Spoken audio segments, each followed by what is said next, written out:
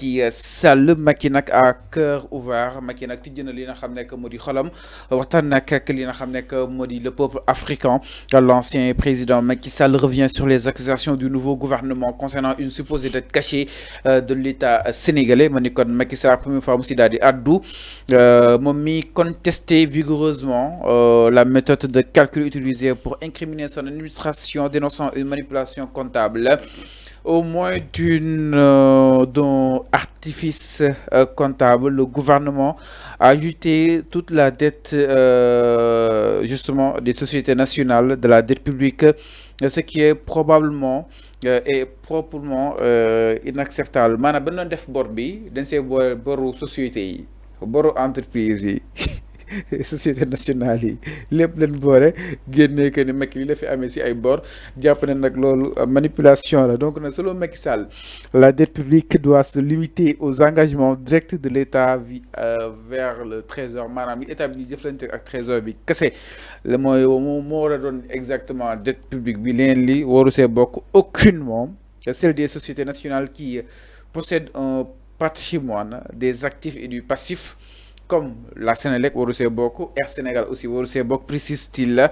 L'ancien président insiste sur le fait que ces accusations sont fondées sur un changement des méthodes et bases de calcul détournant la réalité économique pour servir des objectifs politiques. Japonais nak lol amul ben dara économie arfam ay politique rek leen bëgg satisfaire naka la di jangate la sortie de Macky Sall mais enfin bor bi pas mal nous doon nga wax que ni bu dugal boru entreprise yi exemple boru média yoyu bokku ci mais boru bi état bi di jëflante directement ak trésor leen wara mëna jël en compte.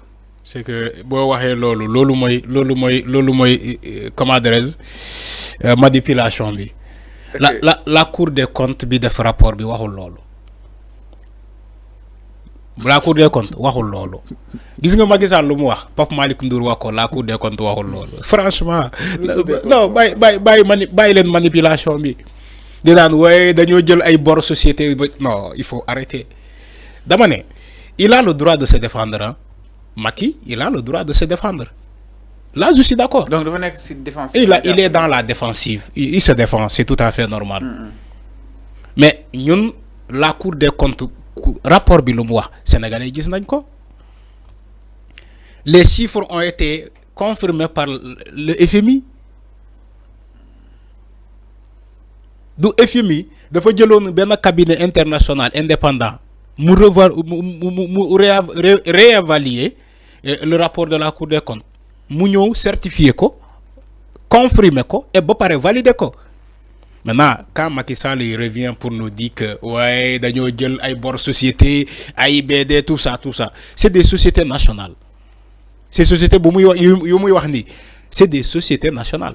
AIBD, SA, compagnie sénégalaise, Air Sénégal, SA. AIBD, c'est des sociétés nationales. La Sénélec, c'est une société nationale. Donc, bàyyi leen manipulation bi tuuti. Gis nga sénégalais bu jàngul ngeen di taxaw di manipuler di naan waaye bor bi boo gisee mu egg ci 119%. C'est parce que ñoom dañoo jël les compagnies yu mel ni AIBD ñu mel ni comment dirais-je ñu mel ni Sénélec. dette digganteeg trésor ak état bu Sénégal wala kon ak état bu mu mën a doon directement la concrètement. Fallou lan mooy état lan mooy état.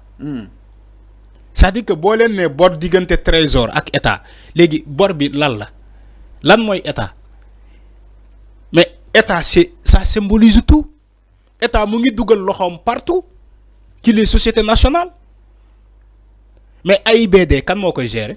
Non en fait. Non je dis AIBD bi ngeen wax kan moo koy gérer.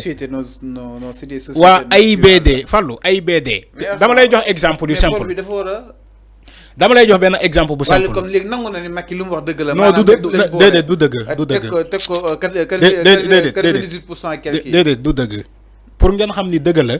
day ñëw justifier wu Sénégal. non dama bëgg nga jàpp non du dëgg yaa ngi déglu ma rek du dëgg. dama ne que ça soit AIBD la LONASE le port autonome de Dakar la Sénélec ainsi j'en passe c'est des sociétés nationales. De préférence nationale. C'est des sociétés nationales. soyons logiques. Voilà, soyons logiques. Mais quand l'État du Sénégal, parce que si entreprise bu nek chaque entreprise a ses propres l'État du Sénégal prend de l'argent et l'injecte dans Air Sénégal. Et AIBD, l'État, il prend de l'argent, mu injecté ko ci AIBD. Après tu me dis que AIBD moy demal bopam. AIBD ba muy am problème bi fi touti mu daanu. Touti mu daanu parce que dañoo jël un nombre pléthorique. Nous recruter à AIBD. Ils pouvaient même pas couvrir les charges de AIBD.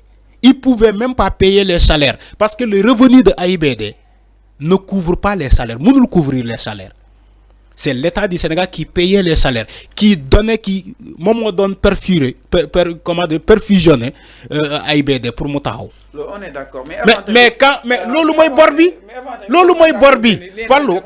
Mais il faut nga d'accord leen itam dafa am mooy société bu nekk am nga say bor bokkul ak bor boo xam ni état bi directement la dem bokkul ak société parce que kii mu ngi doon préciser le directeur de la LONASE jàppale ma si tur bi Toussaint Manga que ni ñoom seen ay fonds jógul si état bu Sénégal ñoom seen ay propres fonds la ñoom ñooy liggéey ñoom ñooy fay seen ay salaire exactement donc kooku ça n'a rien à voir mais suñu jëlee bor boobu exemple bi ñu amee LONASE boole ko si personne n'a parlé de bor teg boole ko si mais avant poste mooy liggéeyal boppam dama ne ay si AIBD mooy liggéeyal boppam parce que si AIBD day fay ay si ay billets y a des y a quand même des heures il y a son personnel ban AIBD bu taxaw ban AIBD mais enfin société boo jël dama ne ban AIBD def ay chiffre d'affaires pour mën a Sénégal benn société taxawul Sénégal benn société taxawul société yëpp bor la ñu am ay bor la ñu am je dis bien ay bor la ñu am société yi taxawuñu ñoom ñooy dem ci société yi di roñ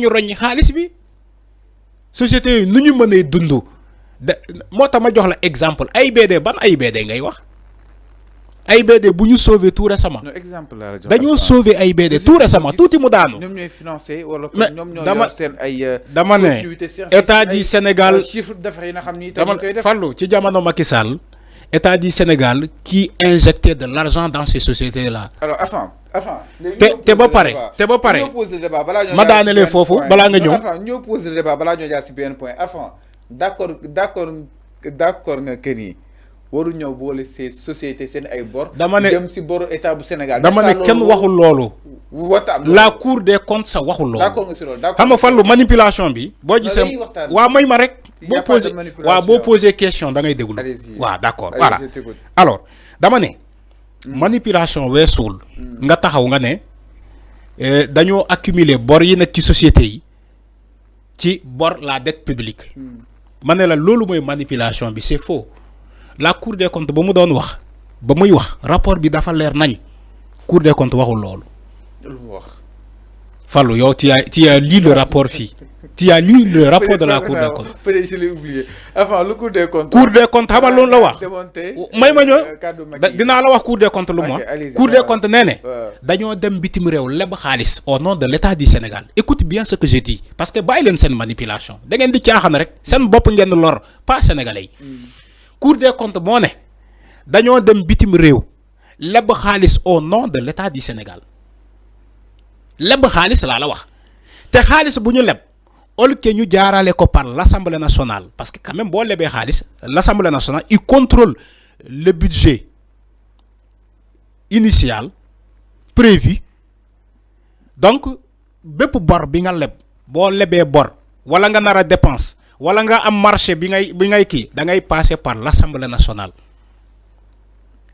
mais ñoom Cour des comptes lu mu wax dafa leer moo tax ma ne leen bàyyi leen manipulation ñoom dañoo contourner Assemblée nationale contourner le trésor public dem lebi xaalis boo xamante ne Assemblée nationale yéegu ci dara jaarale wuñu ko trésor public mais dañoo dem ci ay banque ubbi fa ay compte yoo xamante ne amuñu ay tour Cour des comptes loolu la doon wax te yow am nga rapport bi lire nga ko fii dañoo dem ubbi ci ay banque ay compte di fa dugal xaalis boobu xaalis bu ñu leb ci ndandu sénégalais te sénégalais yëguñu ci dara yow vous me parlez des dépenses des sociétés ay bor société kan moo wax ay bor société moo tax ma ne la Macky Sall il voulait se défendre mais Cour des comptes waxul lu muy wax la Cour des comptes n'a jamais dit ce que Macky Sall a dit hier le 28 Cour des comptes waxul loolu daf ko ne yow da nga dem lebi xaalis te jaaroo assemblée nationale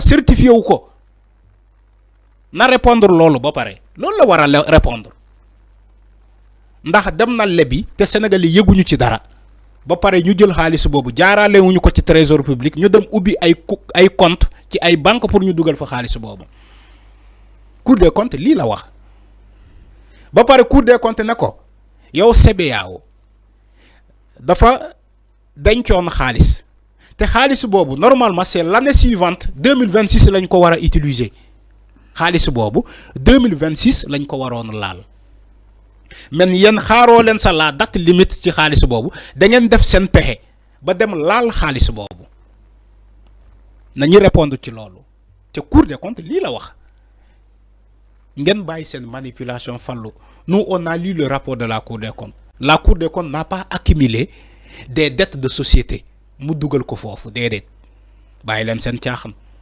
bàyyi leen seen manipulation moo tax ma ne la Macky Sall ce qu'il a dit il voulait se défendre mais Cour des comptes waxul moom lu mu wax Cour des comptes lu mu wax ak Macky Sall lu mu wax démb c'est comme yàlla